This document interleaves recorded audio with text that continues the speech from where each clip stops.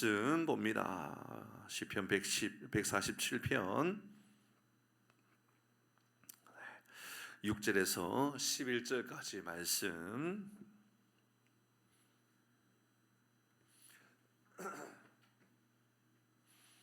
(6절에서 11절입니다) 교독합니다. 여호와께서 겸손한 자들을 붙드시고 악인들은 땅에 엎드려뜨리시는도다. 그가 구름으로 하늘을 덮으시며 땅을 위하여 비를 준비하시며 산에 풀이 자라게 하시며, 여호와는 말에 힘이 세다 하여 기뻐하지 아니하시며 사람의 다리가 억세다 하여 기뻐하지 아니하시고. 11절 시작.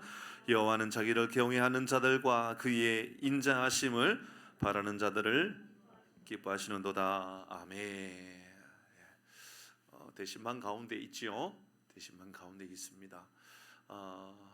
아직 신방하지 못한 여러 우리 성도님들 계시는데, 제 생각에는 그래요.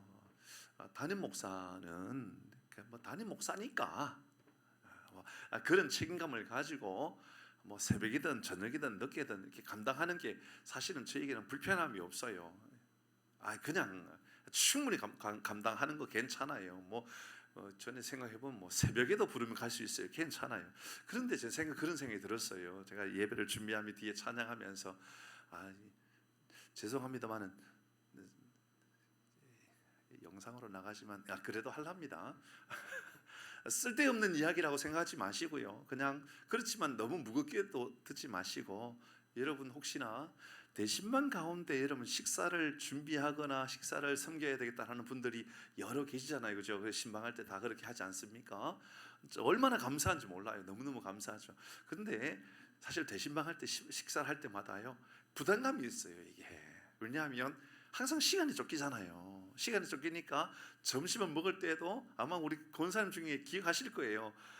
가보니까는 사람은 많지, 기다릴 수는 없지, 원래 가려 했던데 못 가고 또 딴 데 가지. 그러니까는 식사를 준비하고 챙기시는 우리 권사님 마음은 또 얼마나 마음에 또 조급함이 생길까. 그런 마음으로 또 밥을 먹는, 저는 밥은 맛있게 먹지만 마음 안에는 밥을 먹는 게 중요한 게 아니라 조금 더 시간을 내어서 교제하는 게 훨씬 더 중요한데, 맞지 그죠? 맞다고 그래 주세요, 권사님. 맞지 그죠? 네, 맞아요. 그러니 권사님 밥 사세요. 아시겠죠? 신방 끝나거든 우리 부교육자들, 전도사님이나 부목사님들 수요일날 금요일날 점심때 이제 우리 전도도 또 이제 다음 주부터 또 시작된단 말이에요. 그러니까 전도 시작되더라도 11시, 전사만 11시쯤 11시 반쯤 되죠, 그죠? 된답니다. 되니까 밥 사실 거죠? 한 분만 사시는 거예요. 한 분만 밥 사실 거죠? 이미 사신 분은 대답 안 하시는 거잖아요, 그죠? 이미 사신 분들은 감사하죠.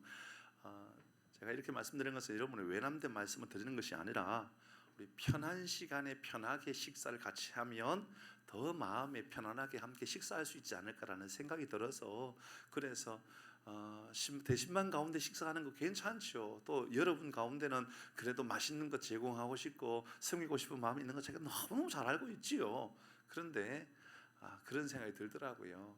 신방 끝나고 나면 그래도 우리 전도사님이나 부목사님 여러분 같이 식당 가서 식사하면 참 좋겠다라는 생각이 들었습니다. 저는 안 불러도 돼요, 권사님. 진짜 안 부를라. 진짜 안 불러도 됩니다. 괜찮습니다.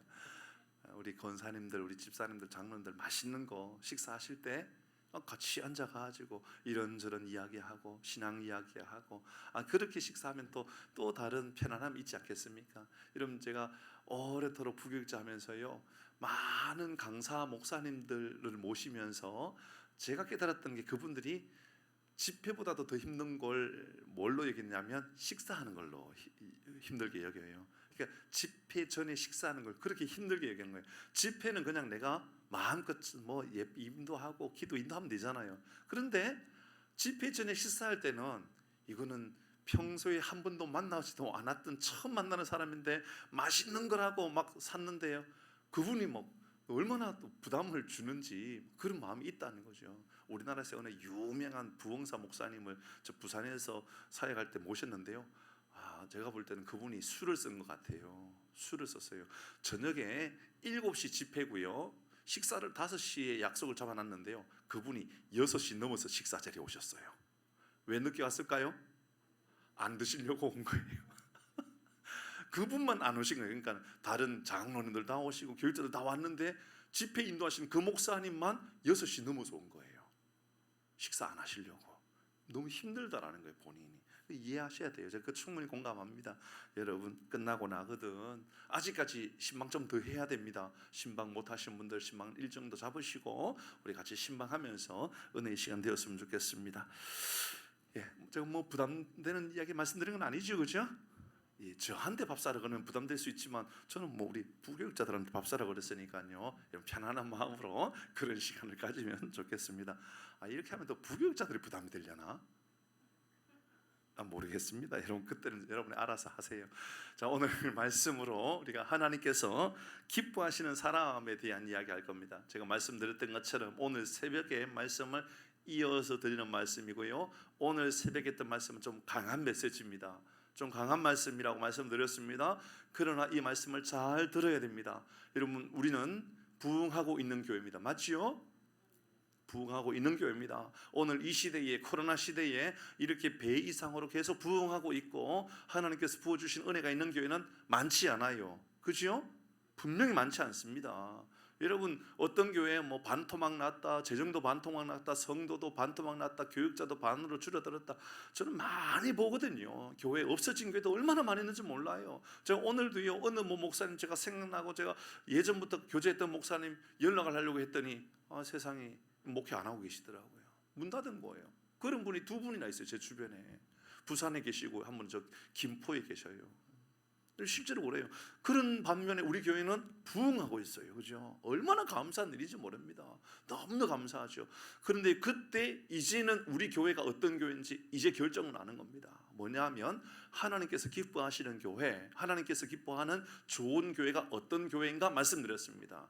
오늘 아침에 말씀드렸던, 새벽에 말씀드렸던 것을 먼저 점검합니다. 1절에서 5절 말씀이었고요, 오늘 6절 이후의 말씀인데요, 오늘 말씀드렸던 거 2절과 3절에 있었던 말씀이죠. 여러분, 먼저 2절 봅니다. 앞에 보시고요, 시작. 여호와께서 예루살렘을 세우시며 이스라엘의 흩어진 자들을, 여러분, 좋은 교회는요 모으는 교회요, 흩어진 자들이 다시 모이고 다시 세워지는 교회가 좋은 교회예요. 이런 교회 되려면 어떻게 해야 돼요? 여러분, 먼저 교회의 앞선 이들 주인 행세하면 큰일 나요. 그 사람을 보면 그 교회를 보게 된다니까요. 처음 나온 사람에게 물어봐야 돼요. 여러분, 교회 나온 지 2년 3년 이전에 되었던 성도님들에게 가서 물어봐야 돼요. 우리 교회 좋은 교회로 보여집니까? 여러분, 그런데요, 예전에 구습을 따라서 예전 있는 사람들끼리만 좋은 교회는요 절대로 좋은 교회가 될 수 없어요. 더 부흥하기도 어려워요. 맞죠? 맞다니까요. 분명합니다. 좋은 교회는 어떤 교회예요? 흩어진 자들이 모일 수 있는 교회, 세울 수 있도록 노력하는 교회예요. 여러분, 흩어지게 만드는 교회, 세우지 아니하고 점점 흩어지게 하는 교회가 어떤 교회라고요? 팔을 만드는 교회라고. 당팔을 만드는 교회. 뭐 아볼로파니, 뭐 바울파니, 개바파니, 나는 누구파니, 나는 장로님파니, 담임 목사님파니, 원로 목사님파니, 그런 식으로 이야기하니까요 교회가 흩어지는 거예요. 그러면서 하는 이야기가, 어떤 권사님, 어떤 집사님은 다른 분에게 말해요. 집사님 결정하라고. 집사님은 어느 편이냐고. 원로 목사님 편입니까? 현재 담임 목사님 편입니까? 이런 식으로 이야기를 해요. 그럼 교회를 나누고자 하는 겁니까? 모이고자 하는 겁니까? 나누고자 하는 거예요. 그건요 절대로 성경적이지 않아요. 어디에 성경을 썼습니까? 성경에 흩어지는 경우는 단 하나요. 언제요? 복음을 전하러 갈 때, 예수님께서 복음을 전하러 갈 때만 흩으셨어요. 그 외에는요 똘똘 뭉치게 하셨어요. 보세요, 초대 교회가 먼저 흩어졌습니까? 먼저 모였습니까? 먼저 모였지요. 모여서 하나가 되었을 때 성령의 역사가 나타나고 흩어지기 시작한 겁니다. 근데 그들 흩어진 것이 기분 나빠서 흩어진 겁니까? 아니면 은혜로 능력으로 흩어진 겁니까? 기적을 베풀기 위해서 흩어진 것 아닙니까? 저는요, 우리 교회가 그런 교회가 되기를 바랍니다. 우리 교회요, 사람 중에 누구도 주인 행세 하지 말자고요. 저도 마찬가지고요. 우리 교회에 아무리 돈을 많이 가지고 있는 성도랄지라도요, 우리 마음 안에는 그래, 교회의 주인은 하나님이시.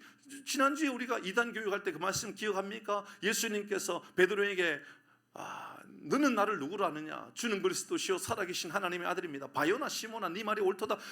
네가 그렇게 말하게 한 것은 너가 아니라, 너 자신이 아니라 하나님이 너에게 말하게 하신 것이다.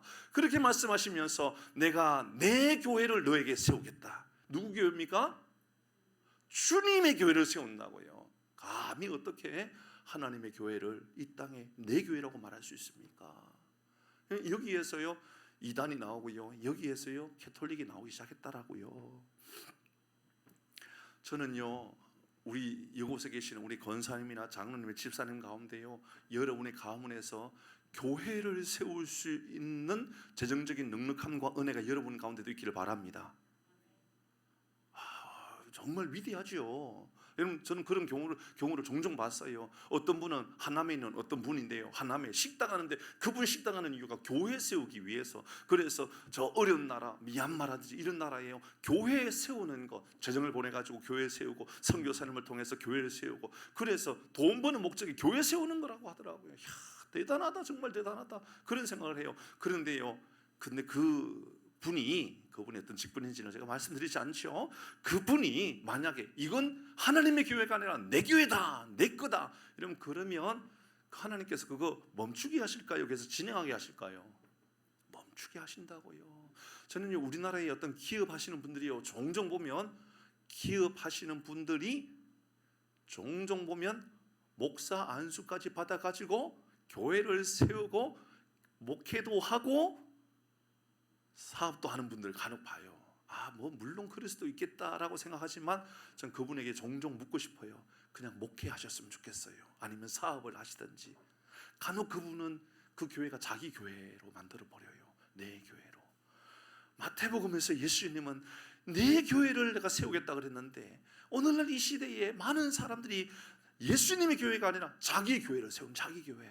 여러분, 저도 담임 목사로 이곳에서 사역을 하면서 제 교회로 세울까 봐 두려워요.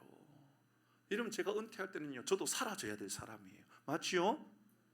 맞아요.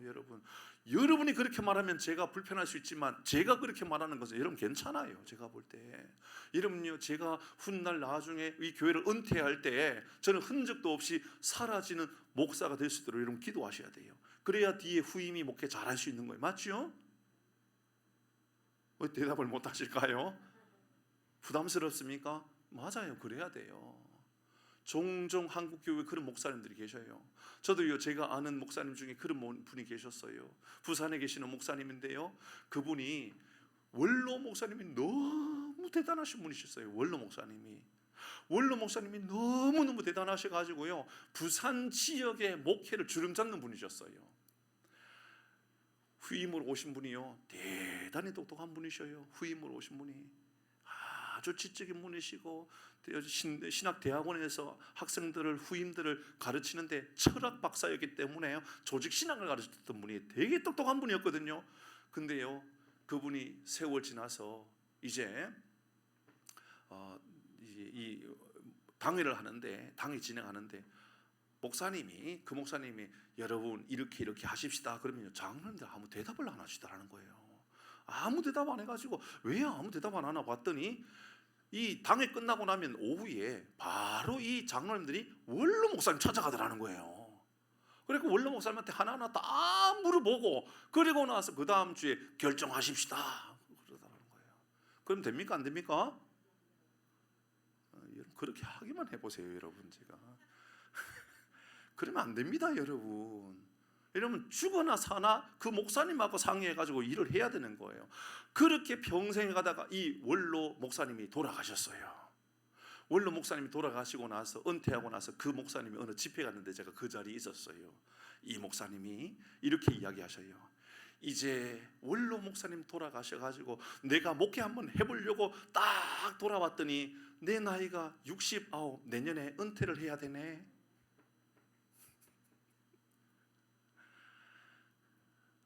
얼마나 속이 상했겠어요. 이 목사님이 말 한마디 못하고 69, 그러니까 은퇴 직전까지 이 원로 목사님 주변에 계시면서 너무너무 그 원로 목사님 너무 좋은 분인데 자꾸만 이런 문제가 생기니까 그러니까 이 현직에 계셨던 목사님이 너무 힘드셨던 거예요. 그리고 그 다음에 70대에서 은퇴하셨잖아요. 은퇴하시고 나서 이 목사님 하셨던 방법이 뭐냐면요, 미국으로 그냥 이민 가버리셨어요. 왜 갔었을까요? 내 후임 목사는 나 때문에 고생하지 말라고.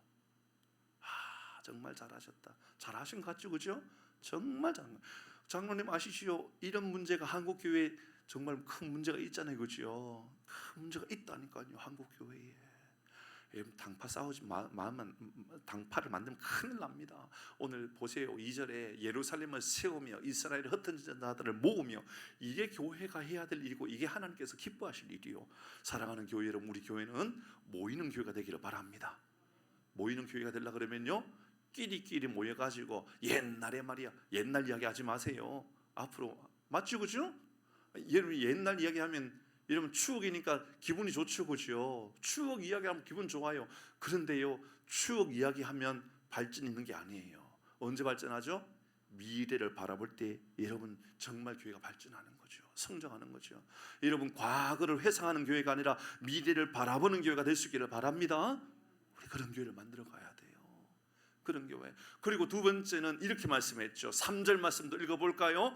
오늘 제가 이 밤에 다시 한 번 더 말씀드린다 그랬습니다. 3절 같이 읽습니다. 시작. 이런 교회가 되기를 바랍니다. 이런 성도가 되어야 돼요. 어떤 성도요? 상심한 자들을 고치며 그들의 상처를 싸매 주시며.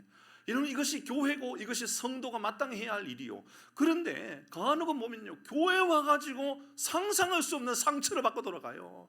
성도들끼리 막 상처를 주고받고 교회 안에 얼마나 상처를 많이 주는지 몰라요. 그들의 상처를 주님은 싸매어 주시는데 성도들끼리 상처를 주고받고 막 그러는 거예요. 그런 교회가 복된 교회가 될 수 있나요? 성장하는 교회, 부흥하는 교회가 될 수 있나요? 절대로 그럴 수 없습니다. 사랑하는 성도 여러분, 우리 교회 안에 우리 하나님께서 주시는 은혜가 넘쳐나는 교회가 되기를 바랍니다. 싸매어 주는 교회 되십시다. 고쳐주는 교회가 되어 가십시다. 사랑하는 교회, 성경에 말하는 사랑을 더하라, 사랑 플러스가 되라, 이렇게 말씀했잖아요. 여러분 사랑을 더하는 교회가 되면 여러분 배려가 더하는 교회가 되고요, 용서 플러스 용서를 더하는 교회가 되고요, 은혜 플러스 되는 교회가 되고요, 감사를 더하는 교회가 되고요, 믿음을 더하는 교회가 되고요, 기적이 결국은 더하는 교회가 되더라는 거죠. 유심히 저는 계속 보거든요. 교회를 볼 때마다 우리 성도님들의 언행이나 성도님들의 하는 모습들을 유심히 봅니다. 언제 가장 많이 보는 줄 아십니까? 저 성도님이 우리 교회에 상처를 주고 있는가, 상처를 싸매어 주고 있는가, 저분은 교회를 흩어지게 만드는가, 저분은 교회를 하나 되게끔 하는가. 여러분 여러분 용납하시고 기억하셔야 돼요. 한남교회에서 사역할 때 어떤 여 집사님이셨어요. 그 집사님은 몇 년 동안 목장의 리더를 하다가 어느 날 저에게 이렇게 말씀하시더라고요. 목사님, 제가 목장 리더를 내려놓아야 될 것 같아요. 왜요, 집사님? 저는요, 제가 아무리 돌아보아도 저는 성도님들의 상처를 싸매어 주는 사람은 아니더군요. 제가 했던 목장은 항상 다툼이 일어나고 갈등이 일어나는 교회더군요. 그런 목장이더군요. 그래서 제가 하나님 앞에 성령 충만에 회복되어질 때까지는 목사님 좀 기다려주세요. 참 잘하신 것 같아요. 맞죠? 참 잘한 것 같아요. 여러분, 하나님과 여러분의 관계가 더 아주 긴밀한 관계가 되어서 이런 마음에 우리 하나님께서 싸매어 주시는 은혜를 경험하시기를 주의 이름으로 축복합니다. 여러분, 우리 교회 그런 교회가 되어야 됩니다. 처음 나온 성도가 우리 교회 성도들을 볼 때에 웃음꽃이 활짝 피었구나. 여러분, 오늘 새벽에 제가 말씀드렸나요? 어제 말씀드렸나요? 우리 교회요, 새 가족이요, 여러 새 가족들이 많이 오는 편이에요. 우리 성도의 숫자에 비하면 새 가족들이 많이 온다고요. 제가 가장 놀란 것은요, 우리 교회의 예배 출석률이에요. 출석률. 우리 여전사님이요, 주일날 되면 저에게 결석자 보고를 하시거든요. 결석자 보고를 할 때마다 전사님 좀 당황스러워 하시는 게 있어요. 뭐냐 하면, 목사님 결석을 한 사람을 파악해가지고 보고할 사람이 별로 없어요. 그런 이야기 하시는 거예요. 좋단 말이에요? 나쁘단 말이에요? 좋단 말이에요. 저는 기분이 좋을까요? 나쁠까요? 너무 좋아요. 너무너무 좋아요. 아니, 결석한 사람이 별로 없는 거예요. 생각해보니까 우리 교회의 출석률은요 거의 90%가 돼요. 90%예요. 아니, 요즘 같은 세상에 출석률 90% 교회가 어디 있어요? 어떤 교회는 이야기를 들어보니까 코로나 때 인터넷으로 예배 드리다가 보니까는 이제는 가난한 성도가 돼가지고요, 이제 교회는 안 간다는, 그러면서 영상으로만 예배 드린다는 성도들이 얼마나 많았는지 몰라요. 실제로 많이 있거든요. 세상에 우리 교회는 한 명도 없더라고요. 영상으로 예배 드린다고 그러고 교회 안 나오는 성도가 지금 누구 보이던 사람 있던가요? 없지요? 없지요. 없어요. 제가 파악을 해봤어요. 제가 새벽에요, 월요일날 전사님 말씀하시고 나서 월요일날 새벽기도 하면서요, 누가 결석했나 하나하나 다 챙겨보니까는 영상으로 예배 드리면서 교회 못 나온 사람 아무도 없어요. 더 충격적인 것은 우리가 영상 예배로 우리가 실시간으로 송출을 하는데, 영상 예배 실시간 송출에요 와가지고 영상 예배에 동참하고 있는 사람이요 한두 명밖에 없어요. 어떨 때는 제 마음에, 야, 이거 한두 명밖에 없고 이게 뭐 우리 교회는 영상 예배 인기가 없나 생각을 했는데, 달리 생각해 보니까는 그 사람들이 영상 예배 드리는 것이 아니라 교회 다 나오고 있는 거예요. 이런 교회가 어디 있습니까? 너무너무 좋은 교회죠. 너무너무 좋은 교회예요. 그런데요, 너무 좋은 교회가 여기에서 머물리지 말고요, 이런 생각을 해보게 된 거예요. 우리 교회 여전히 새 가족 있단 말이에요. 등록하지 않고 여전히 조용하게 예배드리고 헌금하고 뭐 말씀 듣고 일찍 이렇게 나가고 하는 분이 분명히 있단 말이에요. 여러분, 그분에게 가서 손을 잡아보거나 인사를 하거나, 아이고 잘 오셨습니다, 근처에 사시는군요, 다음 주에 또 오셔서 함께 기도하십시다, 너무너무 좋네요, 말 한마디라도 따뜻하게 건네보신 일이 있으셨던가요? 우리는 우리 스스로 좀 돌아봐야 되는 거예요.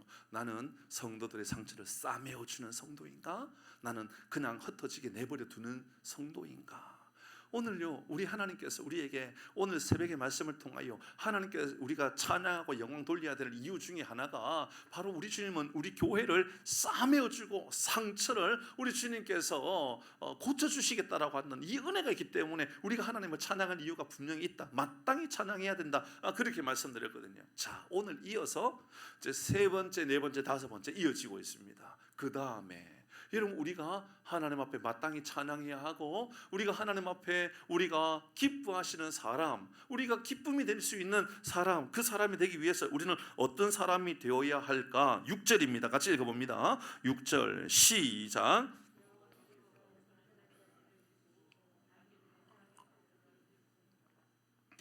어떤 사람이 되라 그럽니까? 겸손한 자가 되라고 이야기하고 있습니다. 여러분, 예수 믿는 사람은요 좀 겸손해야 돼요. 그렇죠? 세상 사람들보다 잘난 체 하지 말고요, 조금 더 겸손해져야 됩니다. 믿음의 사람이라고 죄가 없는 것은 아니지요. 여러분, 저라고 뭐 죄가 없겠어요? 여러분, 저도요 허물을 벗기면요 부끄러운 것이 참 많을 겁니다. 죄가 없는 게 아니라 죄가 있지만 우리 주님께서 나를 불쌍히 여겨주셔서 목사 세워주신 것이고 장로님 세워주신 거 아닙니까? 그죠? 우리 연약함이 있지만 하나님께서 우리를 긍휼히 여겨주셔서 하나님의 사람으로 그렇게 만들어 주셨다라는 겁니다. 여러분, 근데요 우리가 하나님 앞에 무릎을 꿇지 않아요? 하나님 앞에 교만해요? 교만은요 패망의 앞잡이라 그러지 않았습니까? 그리스도인이 넘어지는 것은 대부분요 교만해서 그런 거예요. 목사가 넘어지는 것도 교만해서 그런 거고요, 성도가 넘어지는 것도요 다 교만해서 넘어져요. 아유, 목사님 저는요 그런 교만 없어요. 예, 그게 바로 교만인 거예요. 교만인 거예요. 천사가 왜 넘어졌죠?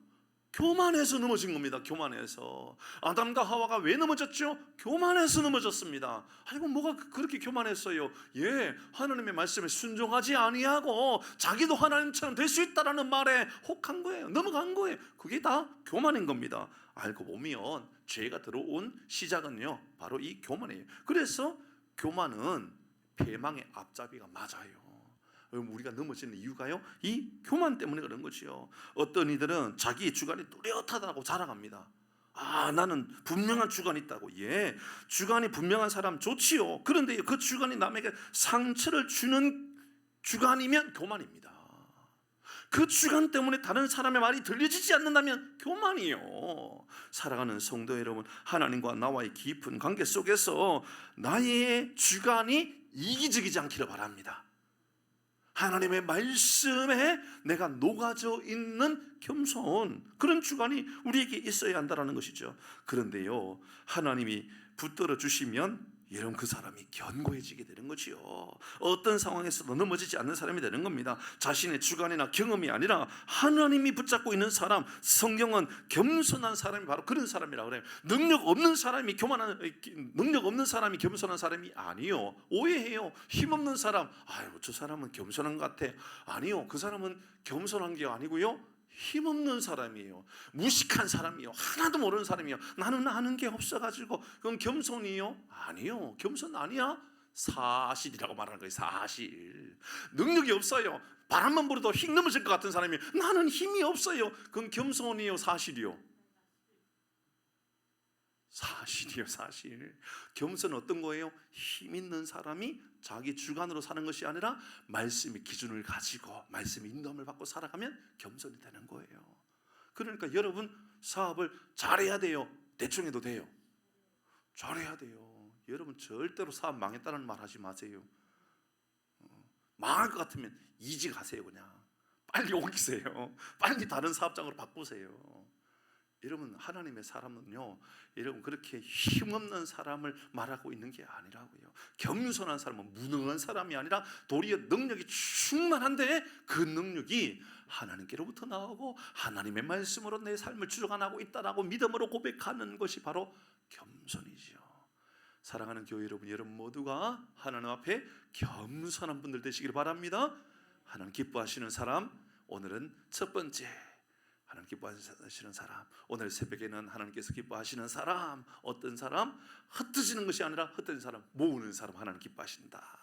하나님 어떤 사람을 기뻐하시는가? 상처를 주는 사람이 아니라 상처를 싸매어 주는 사람 기뻐하신다. 오늘 저녁에는 첫 번째, 하나님 어떤 사람 기뻐하신다. 무능력한 사람이 아니라 능력이 있는데 기준이 분명하여서 겸손한 사람, 그 사람 하나님께서 기뻐하신다. 두 번째는요, 7절입니다. 같이 읽습니다. 7절 시작. 어떤 사람을 기뻐할까요? 감사함으로 여호와께 노래하는 사람, 감사가 있는 사람이요, 감사라. 여러분 하나님은 8절에 보면 모든 이 질서들을 만들어 간다 그래요. 비를 내리게 하시고요, 풀을 자라게 하시고요. 우리 가운데 누가 비를 내리게 할 수 있는 사람이 있나요? 여러분 우리 가운데 누가 바람을 불게 할 수 있는 사람이 있나요? 이런 부채질 좀 한다고 해서 그 바람이 뭐 큰 바람이 일으켜지나요? 아니지요. 근데 하나님은요 얼마나 대단한 신분이신지요. 여러분 우리가 절대로 할 수 없는 풀을, 마른 땅에서 풀을 자라게 하시는 분이라니까요. 하나님은요 저 하늘에서요 비를 내리게 하시는 분입니다. 절대로 사람이 그렇게 할 수 없는 것들을 하나님께서 주관하시지요. 가장 위대한 거, 다 죽어 있는 것처럼 보여지는 앙상한 저 나무가지에서 생명이 막 일어나게 하는 거예요. 이제 봄이 되었어요. 저 뭐 최근에 등산 몇 번 했다고, 제가 뭐 등산 몇 번 했다고 등산 전문가가 아니에요. 여러분 저는 말씀드렸던 것처럼 등산은 조만간 안 할 것 같아요.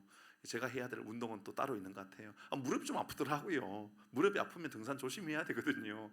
그런데요 산에 올라가면요, 지금 벌써 제 아내하고 며칠 전에 어디에 갔었다 그랬잖아요. 그 산에 갔는데 세상에 버들나무에 싹이 나와가지고요 벌써 솜털이 소복하게 쌓여 있더라고요.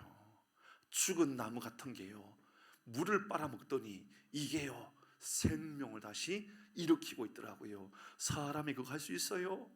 사람의 능력으로는 할 수가 없는 건 하나님이 하시면 할 수 있다고요. 그렇다면 이 땅에 죽어 있는 자라 할지라도요, 세상에 완전히 더 이상 생명의 가치조차도 없다라고 여겨지는 사람이라 할지라도요, 하나님께서 그에게 생기를 불어 넣으시면 살아나게 되는 겁니다. 여러분의 가족 가운데, 형제 가운데, 여러분의 자녀들 가운데, 우리 이웃들 가운데 죽어가고 있는 이가 있습니까? 전혀 생명이 없는 것처럼 보이는 사람이 있습니까? 우리 주님께서 생명을 불어넣을 수 있는 은혜가 있기를 바랍니다. 그러니까 오늘 성경은 이렇게 말하는 거예요. 7절 8절에 이어서 감사함으로 여호와께 노래하는 그 사람이요, 감사함이 있는 사람이요, 그 사람 하나님께서 기뻐 여겨주시는 것이지요. 하늘에서 비를 내리시고 들판에 풀을 자라게 하시고 새들을 먹이시고 들짐승들도 하나님께서 먹이시고, 이런 이것을 볼 때마다 그렇다면 들짐승들도 먹이시고 새들도 먹이시고 저 풀들도 하나님께서 먹이신다면 하물며 우리를 하나님께서 당신의 자녀라고 말하는데, 맞지, 그죠? 우리를 하나님께서 당신이라고 자녀라고 말하는데 하나님이 우리를 먹이시지 않겠느냐라는 것이지요. 사랑하는 성도 여러분, 하나님께서 우리에게 먹을 양식을 풍족하게 해주실 줄 믿습니다. 여러분, 광야에서 이스라엘 백성들에게 원하는 것들을 바로 그런 것 깨닫게 하시는 것 아닐까요? 우주 만물의 질서가 하나님의 손길 아래 있다. 만나를 내리시고 광야에 길을 내시고 저 홍해 바다에 하나님께서 길을 내셔서 걷도록 만들어 주시는 것, 여러분 상상만 해보아도요 너무너무 소름 돋을 만큼 감동적이잖아요. 광야예요, 모래사막이에요. 하나님께서 풀을 자라게 만들어 버리시고요, 하나님께서요 저 바다에 아무도 건너갈 수 없는 그곳에요 하나님께서 길을 내버리셔요. 그러면 하나님께서 원하시면 우리의 인생에 길이 없어 보인다고요, 하나님께서 길을 주시면 열리는 겁니다. 아멘? 아멘이요, 아멘. 저는 이걸 믿습니다. 확신합니다. 건강의 문제도 마찬가지예요. 목사님, 제가 건강해요, 자신이 없어요. 와, 여러분, 어느 날 예배를 드릴 때요, 여러분 이해하고 여러분 용납하고 들으셔야 돼요. 말씀을 나누는데 이 말씀을 나누었어요. 여호와가 함께 하시면 그 마른 뼈들 가운데 우리 하나님께서 은혜를 더하여 주셔서 마른 뼈들 생기를 불어 넣어 주셨던 우리 주님께서 기둥이 잘 세워진 것처럼 그 뼈들로 인하여서 우리의 삶의 기둥이 잘 세워질 겁니다. 우리 가운데 혹시나 삶에 뼈가 무너질 만큼 고통스러운 사람이 있으면 오늘 기도하십시오. 그렇게 기도한 일이 있었어요, 실제로. 그리고 기도하고 나서요, 얼마 지나지 않아서 다시 그 집에 신방에서 말씀을 나누는데 그분이요 그때 예배 때 그 얘기 하더라고요. 목사님, 그때요 그 기도할 때 목사님 제가 골다공증으로 힘들어하고 있을 때였었어요. 약을 처방을 받아야 되는데 어떻게 하나 고민하고 있었는데요, 그때 그 이후에 제가 골다공증이 정상이 된 것 같아요. 왜 아멘은 안 할까요? 실제로 그런 일이 있었어요. 성남에서 사역할 때인데요, 야 놀랍다. 여러분, 그것은요 저에게 능력이 있는 것도 아니고요, 오로지 그분의 믿음이 하나님과 상달되어서 내가 믿음으로 그대로 고백했더니 하나님께서 우리의 뼈들을 살리시더라는 것이죠. 여러분, 그렇습니다. 아무리 생각해 보아도요 우리의 인생에 하나님께서 우리를 얼마나 사랑하실까를 한 번 더 되새겨 보십시오. 하나님께서 새들을 먹이시고요 들짐승들을 먹이시는데 믿음의 사람인 우리를 안 먹이셔요? 믿음의 사람인 우리를 그냥 내버려 두셔요? 아니요, 절대로 그렇지 않습니다. 하나님 우리에게 복을 주시는 줄 믿으시길 바랍니다. 이런 그것이요 우리의 감사의 삶을 살아가는 거예요. 그래, 나 걱정하지 않아도 돼. 하나님께서 내 인생을 책임져 주신다는데. 여러분, 하나님 어떤 사람 기뻐하셔요? 첫 번째는요 겸손한 사람, 두 번째는요 어떤 사람이에요? 감사하는 사람이에요. 세 번째입니다. 세 번째, 어떤 사람 하나님께서 기뻐하실까? 10절 11절 말씀입니다. 10절 11절 같이 하겠습니다. 시작.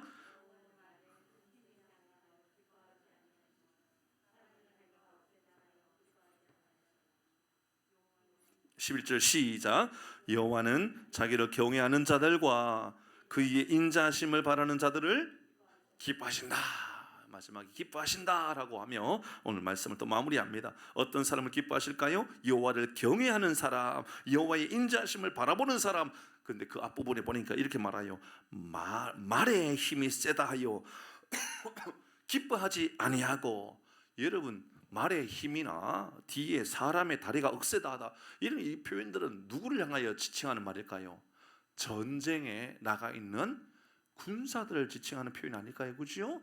능력 있는 다리를 가지고 있는 그런 말이나 사람의 능력, 그래서 전쟁터에 가면 절대로 질 것 같지 않는 위대한 힘을 가지고 있는 그 사람을 말하는 거죠. 그러니까 하나님은 그런 능력 있는 사람을 기뻐하는 것이 아니라 그 말입니다. 하나님은 대단한 힘을 가지고 있는 사람, 그 사람을 기뻐한다, 그 말이 아니에요. 하나님 어떤 사람을 기뻐한다고요? 하나님은요 자기를 경외하는 사람, 자기의 인자심을 바라보는 사람, 그 사람을 기뻐한다라는 것이지요.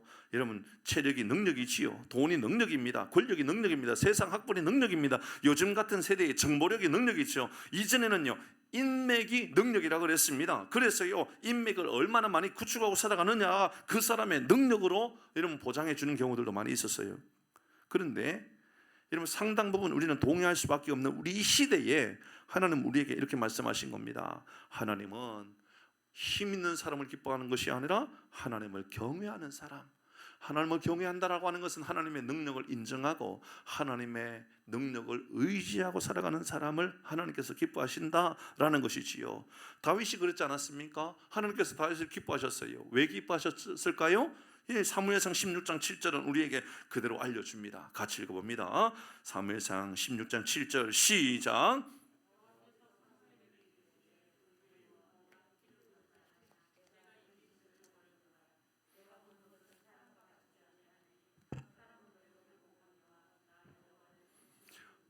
사람들은 외모를 보고 있을 때 하나님은 우리의 중심을 보신다. 여러분 다윗을 하나님께서 기뻐하시는 이유는 다윗이 죄가 없어서가 아니요. 다윗이 연약한 건 많지만 여러분 그가 죄가 있지만 하나님 앞에 순종할 줄 알고 하나님의 말씀 앞에 경외할 줄 아는 그 마음이 있었기 때문에 하나님 기뻐하신 것입니다. 살아가는 성도 여러분, 여러분의 중심에 예수님을 모시고 살아가기를 바랍니다. 신앙의 깊은 은혜라고 하는 것은요, 내가 뭘 경외하고 살아가느냐요. 여러분 어떤 사람은 돈을 경외해요. 돈의 능력만 의지하고 살아간단 말이지요. 그건 우리의 신앙이 아니라고요. 예수 믿는 이유도 돈 때문인 사람이 있다고요. 부자 되고 싶어서 예수 잘 믿는다. 아니 이왕 예수 잘 믿을 거, 아니 이왕 세상 살아갈 거, 그래도 다른 사람들은 다 이런 백 저런 백을 믿고 살아갔는데 아니 그래도 이 땅에 하나님 백도 가지고 살아가면 얼마나 큰 도움이 돼. 하나님 백을 믿고 살아가다 보면 우리도 부자 될 수 있을 가능성은 다른 사람보다 조금 더 나을 거 아니야. 그건 올바른 신앙이 아니에요. 그건요 돈을 섬기기 위하여 하나님을 가지고 온 것뿐입니다. 오늘 여기서 말하는 여호와는 자기를 경외하는 자들, 그의 인자심을 바라보는 자들 기뻐하신다라는 것은요 우리의 삶의 목적이 분명한 거예요. 내가 하나님을 바라보기 위하여 살아가는 거지요. 말씀을 마무리합니다. 살아가는 성도 여러분, 하나님 기뻐하는 사람 5가지 말씀드렸어요. 5가지. 첫 번째는 어떤 사람이요? 흩어지게 하는 사람이 아니라 흩어진 사람을 모으는 사람, 세우는 사람. 우리 교회가 그런 교회가 되기를 바랍니다. 두 번째, 하나님은 어떤 사람 기뻐하십니까? 싸매어 주는 사람이요. 상처 입은 사람을 싸매어 주는 사람요. 상처를 주는 사람이 아니라 그 한 사람으로 인하여 상처가 아물어지는 사람요. 제가요 신기한 게요, 기억나는 게요, 초등학교 5학년 때 어느 아주 시골에서 조금 더 큰 도시로 전학을 갔어요. 그때도 제가 뭐 키가 작거나 이러진 않았던 것 같아요. 제가 그래도 앞자리 좀 앉는 그런 키는 가지고 있었던 것 같아요. 이상하지요? 전학을 갔는데요, 저에게 다가오는 그 친구가 제일 먼저 제가 마음을 주는 친구가 되더라고요. 그 친구가 좋은 친구가 다가왔을까요? 안 좋은 친구가 다가왔을까요? 못된 친구가 다가왔어요. 저하고 같이 도둑질하러 다녔던 친구. 오늘 신방하면서 들었던 분도 있죠. 신방 다니면서 했던 이야기. 제가 초등학교 5학년 때 전학 갔는데 그 친구가 저에게 다가온 이후에 제가 중학교 1학년 때까지 그런 행동하고 살았던 거예요. 나쁜 짓 하고 살았다고요. 처음에 나에게 다가와서 친한 척했던 그 친구. 달리 말하면 우리 교회에 처음 나온 어떤 성도들이 있을 때 10분이 나가가지고 손을 잡아주고 잘 오셨어요. 우리 좋은 교회 만들어 가십시다. 제가 기도할게요. 여러분 그 한마디에 다른 성도님들의 믿음이 회복되어지고 싸매어 준다는 걸 기억하시길 바랍니다. 세 번째, 하나님 어떤 교회에 어떤 성도를 사랑한다고요? 기뻐한다고요? 겸손한 사람이에요. 겸손한 사람. 교만한 사람 안 돼요. 겸손해야 돼요. 겸손한 사람, 힘없는 사람이 아니요, 능력 있지만 하나님의 능력을 기준으로 삼는 사람, 겸손한 사람이란 말했습니다. 네 번째, 어떤 사람 하나님 기뻐하십니까? 감사하는 사람이에요. 일용할 양식을 감사할 줄 알고 하나님께서 공급해 주심을 감사할 줄 알고 매 순간순간마다 감사할 것을 찾을 줄 아는 사람 하나님 기뻐하신다. 다섯 번째요, 하나님 어떤 사람 기뻐하신다? 여호와를 경외하는 사람. 다리의 힘이 아니라 사람의 다리의 근육의 힘을 의지하는 것이 아니고요, 하나님의 능력을 의지하고 살아가는 사람. 하나님의 능력으로 살아가는 놀라운 복이 우리 가운데 임하기를 주의 이름으로 축복합니다.